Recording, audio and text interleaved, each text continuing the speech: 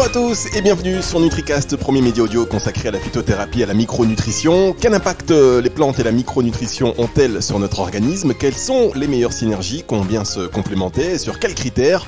On parle de tout cela sur NutriCast et bien plus encore avec les principaux acteurs du marché de la nutraceutique pour plus de transparence, et c'est également l'occasion de faire connaissance avec ces hommes et ces femmes passionnés par leur métier qui consiste à s'occuper de votre bien-être. Alors aujourd'hui, nous allons parler de la phytothérapie pour les animaux et plus précisément de la phytothérapie en première intention. Vous le savez, si on a recours à la phytothérapie, en général, c'est souvent après avoir tout essayé et de plus en plus, finalement, de vétérinaires l'utilisent en première intention pour soigner.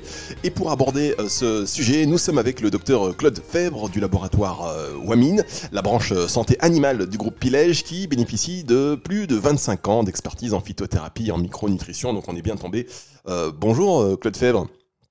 Bonjour, ravi de retrouver l'équipe NutriCast. Me présente en quelques mots. Je suis directeur opérationnel du laboratoire Wamin. J'ai 40 ans de métier de vétérinaire derrière mon dos. Et notre but est de proposer des solutions naturelles de santé au monde vétérinaire dans une éthique que je nommerais de One Health, qui est un mouvement qui assure la promotion en protégeant la santé humaine, la santé animale et l'environnement. On va parler donc de la phytothérapie en première intention. Et alors en fait, pour aborder ce sujet, on s'est dit qu'on allait fonctionner un peu différemment par rapport à d'habitude pour que ce soit bien clair pour tout le monde. On a donc recueilli des réactions de personnes et de vétérinaires qui se posent des questions sur l'usage de la phytothérapie. Et donc on va faire comme ça, un petit peu sous forme de questions-réponses, que ce soit assez pratique pour tous. Et auparavant, on va écouter l'avis d'un couple de vétérinaires qui travaillent ensemble depuis plus de 20 ans et qui n'utilisent pas la phyto, ni en première intention, ni en général d'ailleurs. Et on va en découvrir les raisons tout de suite. Écoutez bien. On est diplômé déjà depuis il y a plus de 30 ans maintenant, et que je pense qu'on est encore un peu à l'ancienne, entre guillemets. Alors, on est ouvert, enfin moi je suis pas véto, je suis infirmière, mais on est ouvert à ce genre de choses. Mais je pense que dans la formation de mon mari, c'est une formation entre guillemets classique. Les nouveaux vétos maintenant qui arrivent sur le marché, ils sont beaucoup plus ouverts à ce genre de choses, parce que je pense que dans le cadre de leurs études, ils ont vu ça aussi, vous voyez. Je pense que c'est un petit peu à cause de ça, ou parce qu'on n'a pas eu d'infos par des commerciaux qui sont passés, qui font des produits comme ça. Enfin voilà, je pense que c'est plus dans ce sens-là. Après, c'est le manque de temps, parce que les formations, mon mari est seul, le manque de temps, on connaît ça, on travaille tous les jours, du lundi au samedi, donc on a déjà voulu participer à des formations, des week-ends à gauche, à droite, on le fait jamais, quoi, parce que mon mari n'a pas le temps. D'accord. Voilà. Et que tout seul, il n'y a personne pour le remplacer. Voilà. Par exemple, je vous donne un exemple avec, mettons, des gens qui demandent pour des huiles essentielles. Il y a une véto, docteur Robbins, qui, elle, a même écrit un petit livre là-dessus, qui a fait des formations et tout ça, qui était passé, qui nous avait proposé donc des produits à base d'huiles essentielles. Donc, j'avais de la demande. Quand j'en ai acheté, quand on en a pris pour les revendre, j'avais plus personne qui m'en demandait. Pourquoi? Parce que peut-être que moi, je n'étais peut-être pas suffisamment formée pour vendre ce produit, j'en sais rien. Donc voilà, j'avais tous mes petits pots, j'avais tous mes petits flacons bien présentés sur le présentoir, et j'avais plus personne qui me le demandait. Ça c'est ballot, c'est dommage. C'était voilà. On va revenir sur ce point-là tout à l'heure, Claude. Voilà ce couple de vétérinaires qui travaillent ensemble. Enfin, lui est vétérinaire et donc son épouse est infirmière. Ils travaillent ensemble depuis longtemps. Et alors premier point, première raison pour laquelle ils n'utilisent pas du tout la phytothérapie. Simplement, ils ont une formation classique. Est-ce que du coup, c'est quelque chose aussi que vous corroborez dans les formations classiques de vétérinaires? Il n'y a pas de notion de phytothérapie? Dans les formations actuelles dans les écoles nationales vétérinaires, il n'y a pas de programme officiel de phytothérapie, certes. C'est en train de changer sous la pression des étudiants vétérinaires qui demandent de plus en plus d'être formés dans ces disciplines parce qu'ils sont en contact avec des clients qui apportent les chiens dans les centres hospitaliers des écoles et qui sont demandeurs de solutions naturelles de santé. Ça me permet de répondre à ces couples de vétérinaires en disant qu'il faut quand même, malgré leur ancienneté, être à l'écoute de leurs clients et de la demande de leurs clients et ne pas minimiser cette demande. Et de toute façon, je pense que le manque de temps est peut-être une fausse excuse. Je vais y répondre par exemple par une petite anecdote. Je regardais récemment à la télévision une émission du style régionaliste là, qui montrait des gens qui ont des plantes dans la nature et vantant les pouvoirs magiques des plantes médicinales et le guérisseur des huiles essentielles. Attention, apprendre la phytothérapie d'une manière moderne n'est pas suivre une formation de druide pendant des années pour être hyper sage et faire partie de la caste. D'accord, oui. Alors du coup, vous, quand vous précisez ça, vous avez forcément une idée derrière la tête, pour être plus concret. Exactement. Pour dire qu'on est déjà tous des vétérinaires et formés à être vétérinaires, c'est-à-dire à faire, à examiner les animaux, à faire un diagnostic et à essayer ensuite de proposer aux clients toutes les solutions sans faire d'exclusive et sans préjuger de la décision qu'il prendra ensuite. Pour ce faire, on a mis en place des enseignements optionnels et aussi officiels dans les écoles vétérinaires sous forme de diplôme inter-école de phytothérapie. Et le laboratoire WAMIN lui-même, à titre personnel, a mis en place de ces formations qui vont, du fait du Covid, si l'on peut dire, devenir de plus en plus de l'e-learning et des webconférences pour lesquelles les vétérinaires pourront se brancher quand ils voudront et aux heures qui leur conviendront. Voilà, ça c'est un des gros plus, hein, finalement, un des points positifs, s'il y en a de ce Covid, c'est qu'on a tous appris en accéléré à changer un peu nos usages de travail, à utiliser beaucoup le e-learning, les webconférences, enfin du coup, c'est plus écologique, j'ai envie de dire, et puis c'est surtout parfois plus pratique. Après, bon, on va pas philosopher sur l'intérêt d'une présence humaine et d'un échange concret, mais en tous les cas, ce sont de vrais outils assez pratiques. Alors quand vous dites la question du temps, c'est une fausse excuse. Quand même, ils travaillent du lundi au samedi. Ils ont essayé de s'inscrire à plusieurs formations. Finalement, ils n'y vont pas parce qu'il faut aussi à un moment donné se reposer. Quand vous dites fausse excuse, vous pensez vraiment qu'on peut avoir le temps aujourd'hui quand on a un cabinet qui tourne bien, mais avec pas forcément beaucoup de personnel, de se former en plus de traiter les animaux? Alors, j'ai retenu aussi leur désir d'avoir effectivement des interlocuteurs sur le terrain. Alors effectivement, pour l'instant, notre laboratoire étant tout petit, nous n'avions pas les moyens de développer ce qu'on appelle une force de vente, ce qui est en cours de réalisation actuellement. Et ces gens-là pourront apporter directement la formation aux vétérinaires à l'intérieur de leur clinique pour l'équipe soignante et à disposition de l'équipe soignante à des heures qui leur conviendront sous forme de petits modules très simples en leur présentant les phytotwins, les phytomédicaments que nous avons mis au point et qui peuvent être des marchepieds à l'utilisation de la phytothérapie d'une manière très simple puisque nous avons associé deux plantes ensemble dont nous connaissons les propriétés et qui peuvent être directement utilisées de la même manière que l'on prendrait un anti-inflammatoire ou un corticoïde ou un antibiotique sur son étagère. D'accord, alors on retient quand même l'information, hein, c'est que voilà, WAMIN recrute des commerciaux, donc si vous êtes en recherche d'emploi ou si vous voulez changer pour aller dans un laboratoire expert, vous pouvez postuler chez WAMIN, c'est ça, hein? Tout à fait, oui. On a actuellement lancé une offre d'emploi sur la région parisienne et la région Provence-Côte d'Azur. Bon, bah voilà, bonne nouvelle pour tout le monde, déjà, ça c'est fait. Ensuite, alors, on a bien compris du coup les réticences de ce couple qui sont pas vraiment des réticences en réalité, qui sont plus voilà un retour sur une formation qui, elle le dit dans la formation classique, on n'a pas de formation en phytothérapie et vous me dites en plus vous qu'aujourd'hui visiblement ça fait pas partie de la formation standard, donc ça n'a pas changé. Pas de temps, du coup on peut essayer avec des commerciaux qui interviennent. Alors commerciaux c'est bien parce que à la fois bon ils forment mais en même temps bon ils prêchent pour une paroisse, hein. Bon, même après l'information elle est quand même bonne, hein. Ça reste de l'information médicale. Et donc le dernier point qu'elle évoquait, On peut y revenir très brièvement, mais quand elle a décidé avec son mari de s'équiper avec des produits à base d'huiles essentielles, finalement il n'y avait plus personne pour en prendre, parce que peut-être qu'elle ne savait pas vraiment les prescrire ou les recommander. Une fois qu'elle les avait à disposition, elle était peut-être pas très à l'aise pour les recommander, ce qui rejoint un peu le point numéro 1 de manque de formation. Bien, je pense que voilà, là on a fait un petit peu le tour. Vous voulez rajouter quelque chose sur ce sujet, Dr. Oui, Fer? sur les huiles essentielles, c'est extrêmement important. Il faut dissocier complètement la phytothérapie, c'est-à-dire de soigner avec des plantes ou des extraits de plantes, et l'aromathérapie, qui est utiliser des huiles essentielles qui ne sont pas des substances naturelles. Ce sont des substances qui sont artificiellement obtenues.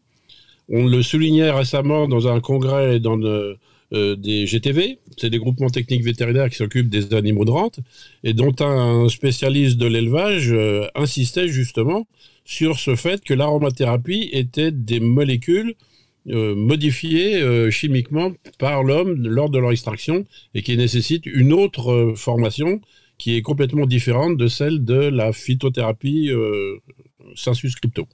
Oui, c'est vrai que parfois on fait l'amalgame, enfin on met tout un peu dans le même panier, mais l'aromathérapie, et vous faites bien de le dire, c'est vrai qu'on peut se dire voilà, c'est naturel, mais c'est modifié, les molécules ont été artificiellement modifiées, obtenues en tout cas par l'homme, et donc c'est pas un produit naturel. Absolument pas. Si je veux faire une comparaison, c'est la différence entre un grand vin de Bordeaux et un cognac ou un armagnac. Vous avez entre les deux une transformation faite par l'alambic qui va vous donner un produit complètement différent. C'est ça, et les deux sont à consommer avec modération, évidemment. Alors maintenant, Claude, je voudrais qu'on passe à des questions, voilà, que des personnes, même des vétérinaires qui utilisent aussi la phyto peuvent avoir et ont d'ailleurs régulièrement. La première d'entre elles est la suivante, et on va être très concret pour vous, chers auditeurs. Si vous avez un animal de compagnie, ça devrait vous parler. Alors, dans l'idée, dans un premier temps, toujours d'utiliser la phytothérapie en première intention. Voilà, mon chien boite, est-ce que je peux utiliser des plantes en décoction, en tisane, ou alors aller en pharmacie acheter des gélules, comme celle dont on voit la publicité à la télé, pour traiter cela?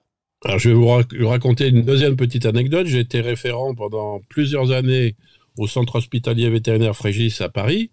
Je faisais des consultations spécialisées en phytothérapie et aliments fonctionnels, et j'ai vu défiler nombre de propriétaires d'animaux avec des listes faramineuses de médicaments achetés en pharmacie, sur Internet, par des circuits divers et variés, et l'animal toujours avec la même pathologie, parce que, comme je l'ai déjà souligné précédemment, il n'y avait pas de diagnostic précis vétérinaire, parce que entre un symptôme, je boite, et ce qui a causé le symptôme, il y a un certain nombre de manifestations à l'intérieur de l'animal qui font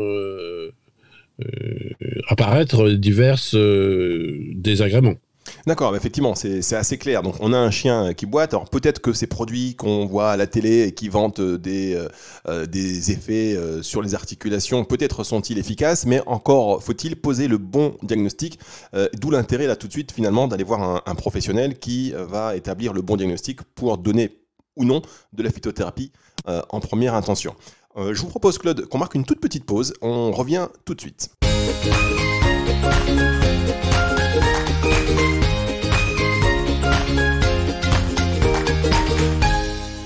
NutriCast, aujourd'hui nous sommes avec le docteur Claude Fèvre du laboratoire Waming, qui est la branche santé animale du groupe Pilège. Alors on parle de la phytothérapie en première intention pour les animaux, voilà, gardez en tête qu'on parle vraiment des animaux. Et alors on va continuer notre rythme de petites questions-réponses, des questions qui viennent de vétérinaires ou alors de clients de vétérinaires, et qui se pose la question, puis-je utiliser la phytothérapie en première intention, donc pour soigner mon animal lorsqu'apparaissent tel symptôme ou encore tel symptôme. La question suivante est, alors j'imagine que la phytothérapie est uniquement pour les petits bobos, mais que on doit passer sur des médicaments pour des pathologies sérieuses. Est-ce que ce sont des idées reçues, ou alors est-ce qu'effectivement, pour des pathologies sérieuses, on doit dire à la phytothérapie stop, maintenant médicaments? Docteur. Alors je vais faire un petit peu de chimie pour quelques secondes pour essayer d'y répondre. Les molécules qu'on appelle principes actifs, qui sont dans les plantes, sont exactement de la même structure que les médicaments dits chimiques que l'on utilise classiquement dans la médecine officielle.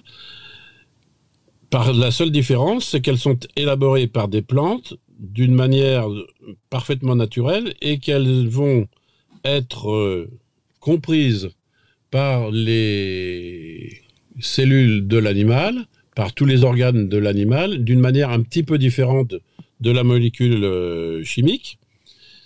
Elles seront en plus grand nombre et en quantité moins importante, mais leur choix et leur multitude fait qu'on aura la même efficacité, pourvu qu'on sache bien les choisir, ce qui nous ramène toujours auprès du professionnel de santé. Pour prendre un exemple, pour ouvrir une porte, vous pouvez choisir d'utiliser un bélier pour enfoncer la porte principale de l'habitation, et puis vous pouvez choisir de vous introduire dans la maison en douceur par les diverses ouvertures possibles.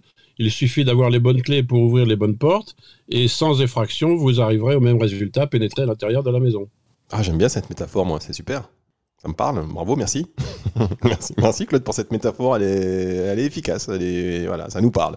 Je pense que c'est la meilleure représentation qu'on puisse donner pour l'instant. Écoutez, vous avez raison. Et ça s'appelle le totem d'une plante. On revient donc sur une autre question qui finalement est la suite de ce que vous disiez.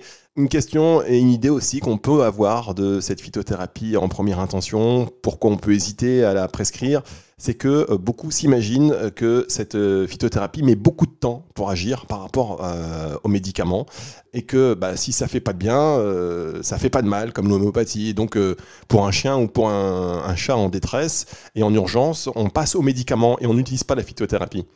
Alors, il y a encore plusieurs questions dans cette question. J'aime bien poser une question dans laquelle il y a 50 questions. L'homéopathie qui n'a rien à voir avec les phytothérapies, puisque elle fait appel à des notions qui échappent parfois à la science, je dirais, cartésienne. Alors qu'en phytothérapie, on utilise toujours des extraits de plantes qui contiennent des molécules dont on connaît la qualité et la quantité, pourvu que le fabricant soit doté de la machinerie adéquate. Ça, c'était déjà dans la première question. Ensuite, la rapidité. Il y a effectivement des pathologies, des maladies qui appellent l'urgence. Il n'est pas question de gommer une opération chirurgicale ou d'oublier de réanimer, de réhydrater par perfusion l'animal qui est déshydraté par une gastro-entérite aiguë.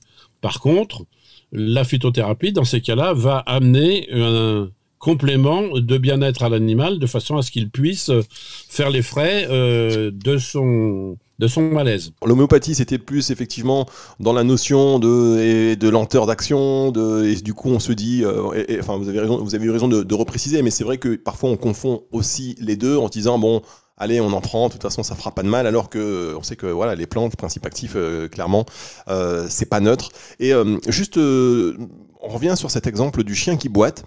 On peut aussi se dire, voilà, j'ai mon chien qui boite, alors je sais déjà plus ou moins ce que vous allez me dire, c'est ce fameux chien qui boite, parce qu'on sait que c'est un problème récurrent d'ailleurs chez les chiens, mais on n'a pas vraiment de notion de phytothérapie, mais on connaît quelques plantes qui sont bonnes pour les articulations, pour la douleur.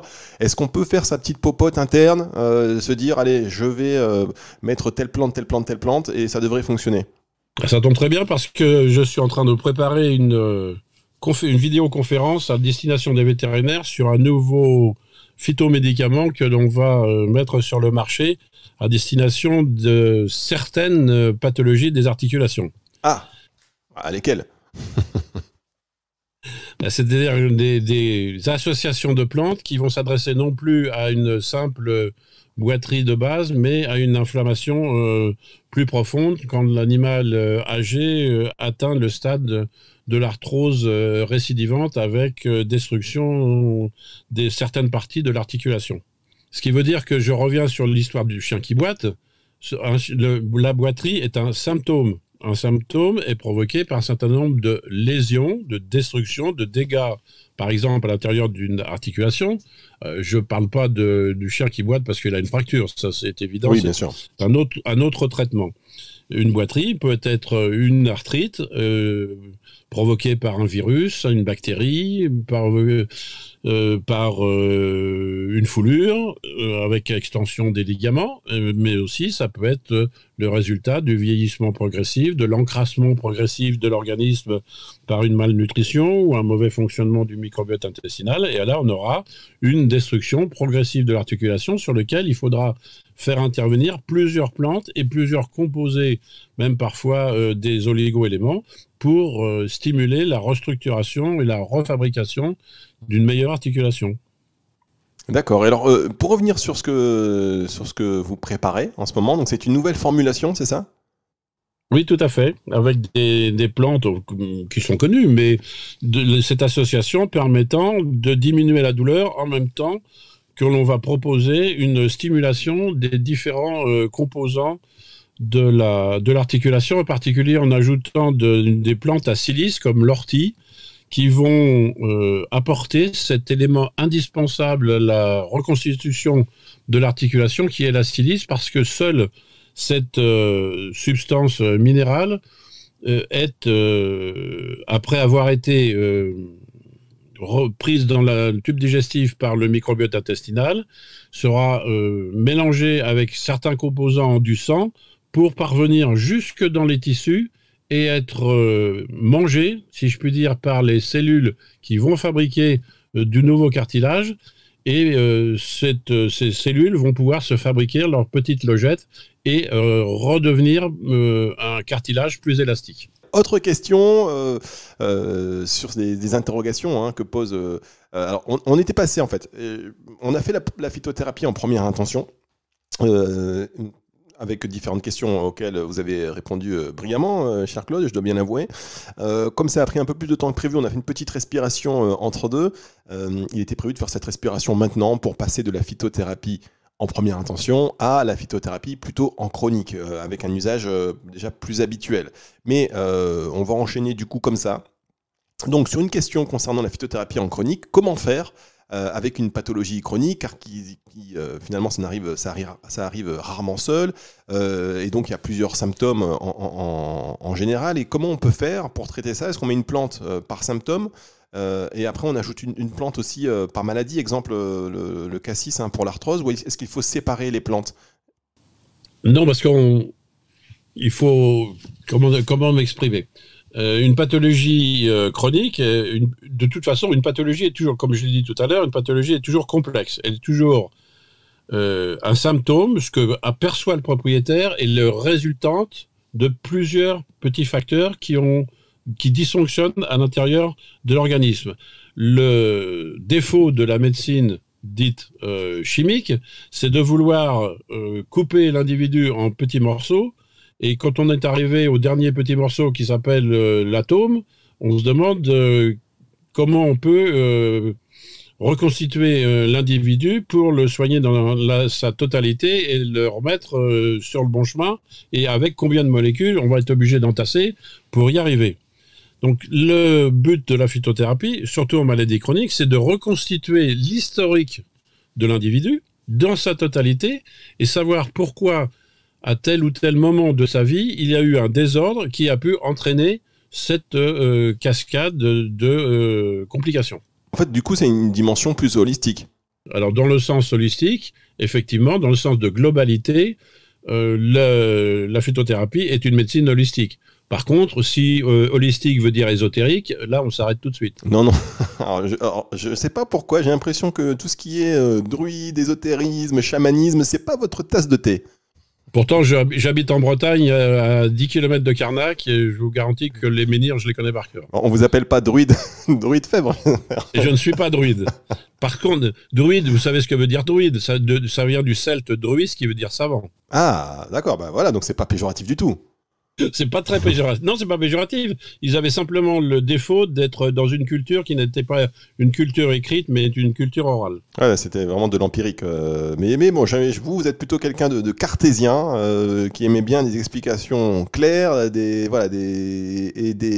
des traitements adaptés, diagnostiques. Enfin, c'est bien parce que ça rassure, mais voilà, on sent qu'il y a quand même c'est un peu le grand écart entre une philosophie et une autre. Mais on peut mélanger. Est-ce qu'il y a finalement aussi un mélange des genres qui peut être trouvé entre cette version un peu empirique, pas ésotérique, hein, parce que voilà, mais vous voyez ce que je veux dire, un petit peu plus spirituel, et puis quelque chose de clairement plus scientifique. Il y a un juste milieu? Non, l'acquis scientifique actuel n'est que l'addition de toutes les connaissances que l'humanité a pu acquérir depuis le début de son existence, sauf que l'exprime d'une manière différente et essaye de le prouver d'une manière avec des moyens technologiques qui sont ceux actuels et plus ceux de l'homme des cavernes, tout simplement. Oui, mais du coup, il arrive parfois que la science arrive en retard. Hein, il arrive plutôt que la science, effectivement, traduise une connaissance ancestrale qui était déjà là, avec des faits qui étaient déjà là, mais qui l'expliquent. Pour autant, les effets étaient déjà prouvés. Bien sûr, je me rappelle, lors du 15e anniversaire de Wamine, j'avais demandé à une vétérinaire du muséum qui s'occupe des grands singes d'intervenir en nous expliquant comment ces singes pouvaient se vermifuger, et ils ont trouvé une feuille extrêmement raide et rigide qu'ils plient en tout petits morceaux, qu'ils avalent et qui se transforment en racleurs d'intestin de façon à pouvoir se vermifuger. Or, ils n'ont pas à leur disposition des outils biochimiques pour juger de l'effet vermifuge de cette plante. C'est vrai que, voilà, quelque part, aujourd'hui, il y a une explication à des solutions qui étaient trouvées naturellement. Alors bon, vaut mieux avoir des bonnes explications pour éviter après aussi des interactions ou des mésusages, mais voilà, clairement, donc il y a un pont qui se crée entre les deux. Alors, toujours concernant la phytochronique, est-ce qu'on peut ajouter un traitement, entre guillemets, phytothérapie? Est-ce qu'on peut avoir recours à la phytothérapie si on a déjà un chien qui est sous traitement médical? Bien sûr, ce que je disais, il faut remonter à la totalité de l'histoire de l'individu et reprendre les différentes phases qui l'ont amené à cet état. La stratégie, je vais encore prendre mon exemple de porte. Dans un premier temps, il va falloir ouvrir les portes, c'est-à-dire aérer l'appartement, c'est-à-dire refaire fonctionner pour un animal malade tous les systèmes qui étaient en panne à l'intérieur de l'organisme. Je parle du foie, du rein, du poumon, du cœur et de la circulation, de façon à ce qu'ensuite, on puisse s'attaquer au problème du moment, qui sera le symptôme pour lequel le propriétaire est arrivé. Et à ce moment-là, on s'attaquera à ce qu'on appelle au problème de fond, au traitement de fond. Et en dernier, il faudra, comme on est des bons praticiens, on essayera que ces inconvénients ne reviennent pas, et on va refermer la porte, et on va donner un traitement pour éviter que le feu ne revienne dans la maison et éviter les récidives. D'accord, voilà, comme ça on traite l'ensemble. C'est traiter la totalité de l'individu. Exact. Alors, on arrive à la fin de cette émission, mais une question qui n'est pas forcément la plus sexy de l'émission non plus, mais qui se pose. Écoutez bien, pourquoi les plantes arriveraient-elles à traiter mon animal qui est en diarrhée depuis 1 an, alors que les antibiotiques et les corticoïdes et quantité de sortes d'aliments n'y parviennent pas? Pourquoi les plantes arriveraient-elles à traiter quelque chose que rien d'autre ne traite finalement? Je vais revenir presque, pas tout à fait, parce que je vais vous donner un exemple pratique qui va expliquer. On revient à l'historique total de la globalité de l'individu. Je vais prendre pour exemple, justement, comme notre interlocuteur parle de diarrhée, je vais revenir à l'exemple d'un phénomène de diarrhée chronique qui existe chez les chiens de compagnie, en particulier chez les Yorkshire. C'est une maladie chronique inflammatoire du tube digestif qui s'appelle la lymphangiectasie intestinale. On a beau donner des antibiotiques, des corticoïdes, remettre une bonne nourriture, l'animal maigrit souvent parce que à travers l'intestin rendu complètement poreux, eh bien, les protéines, les nutriments fuient vers l'extérieur au lieu de servir à la nutrition. Et cette maladie, elle est génétique, elle est connue, Elle doit être diagnostiquée. Donc, je reviens toujours au diagnostic normal, fait avec les moyens conventionnels les plus poussés qui sont à notre disposition. Cette entérite est provoquée par une dilatation des vaisseaux lymphatiques qui sont dans la paroi de l'intestin. Et pour ce faire, il n'y a pas d'antidiarrhée, il n'y a pas d'antibiotiques, il n'y a pas de corticoïdes, parce que ce n'est pas une inflammation. L'inflammation, on essaye de la réduire. Elle va réduire un petit peu la distance entre deux cellules de l'intestin, mais cette dilatation va persister parce que ce sont des petits canaux qui sont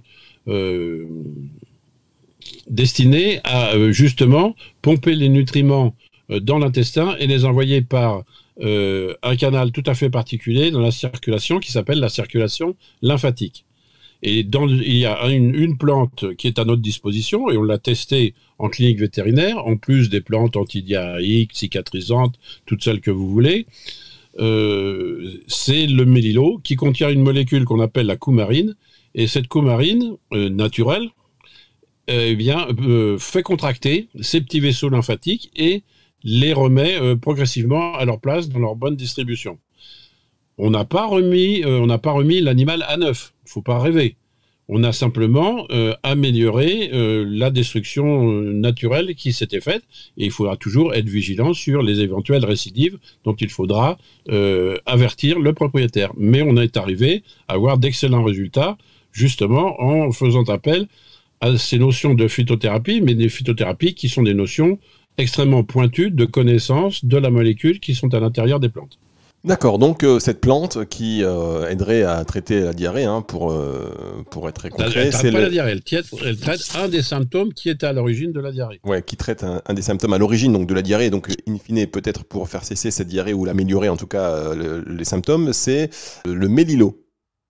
Dans cette indication-là, et les plantes ont l'avantage de nous offrir un éventail de molécules diverses et variées qui ont justement des actions extrêmement précises sur tel ou tel appareil, et donc on commence à connaître expérimentalement les effets.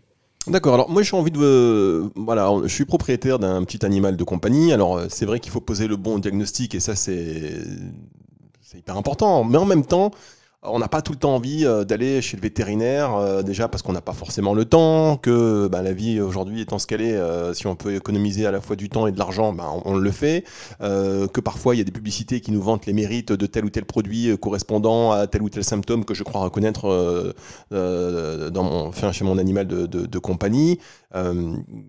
Est-ce que c'est quand même...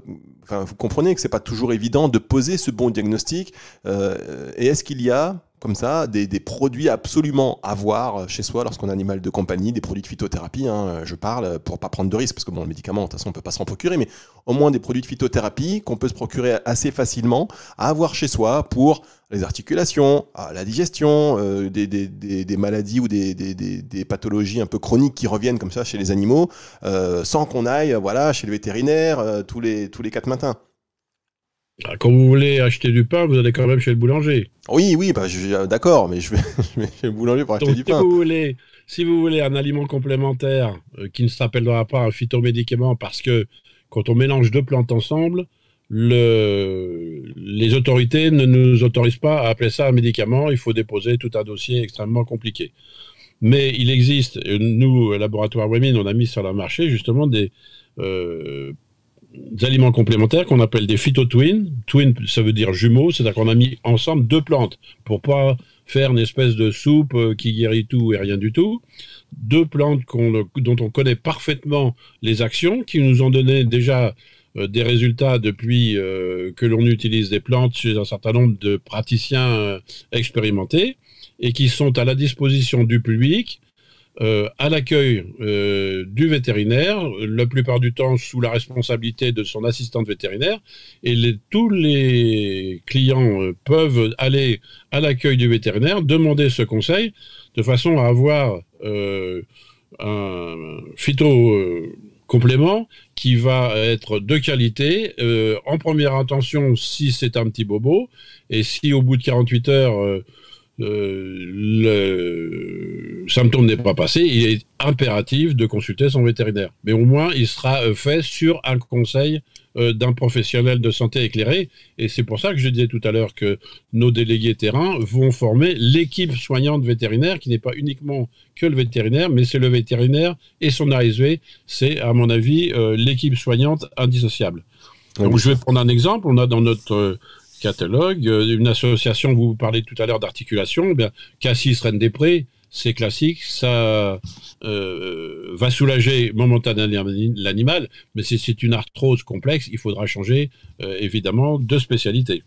D'accord, alors quand vous dites si sous 48 heures il n'y a pas d'effet, là il faut vraiment consulter pour poser un bon diagnostic, ça veut dire que finalement la phytothérapie, on peut en attendre des effets déjà sous 48 heures, donc assez rapidement. Même des fois plus rapidement possible. Après, c'est une question de répétition de doses. Il faut savoir que les plantes ayant des petites quantités de principes actifs, plus l'affection est aiguë et plus il faut redoubler les doses dans une journée. Mais il n'y a pas c'est sans danger de répéter les doses comme ça Non, absolument pas, parce que comme ce sont des molécules naturelles, l'organisme retient ce dont il a besoin et ne s'occupe pas de ce dont il n'a pas besoin, pourvu bien sûr que ce ne soit pas des plantes toxiques comme une digitale ou une belladone qu'on trouve au fond du jardin. Hein. Attention, on va me dire ce que je n'ai pas dit. Bien, merci beaucoup, Dr Claude Fèvre du laboratoire Wamine. Alors juste avant de terminer très rapidement, vous disiez hors antenne tout à l'heure qu'il fallait toujours avoir chez soi des probiotiques de façon à reformater le microbiote intestinal qui est la plaque tournante de quasiment 80% des pathologies et 60% de la protection immunitaire contre toutes les maladies qui peuvent nous agresser. D'accord, avoir toujours chez soi des probiotiques, c'est valable pour les animaux, je pense que c'est aussi valable pour nous les hommes, j'ai envie de vous dire. Tout à fait, et surtout dans le sens où les animaux et les humains s'échangent en même temps leurs probiotiques, ne serait-ce que quand l'animal se lèche et que le propriétaire caresse son animal. Exactement, il faut y penser à tous ces échanges et donc prévoir, mais c'est vrai que les probiotiques ça devient un petit peu la norme et pour les animaux, surtout qu'on sait que les intestins sont assez fragiles en général. Donc merci beaucoup Claude Fèvre. Les projets futurs peut-être sur lesquels vous travaillez en ce moment chez Wamine ? Toujours le développement des solutions probiotiques, bien entendu, et puis d'un certain nombre d'associations de plantes plus complexes, hein, comme qui s'adressent par exemple aux troubles du comportement, à l'anxiété lors de confinement, où l'animal ne se sent pas trop bien au 8e étage enfermé dans son appartement.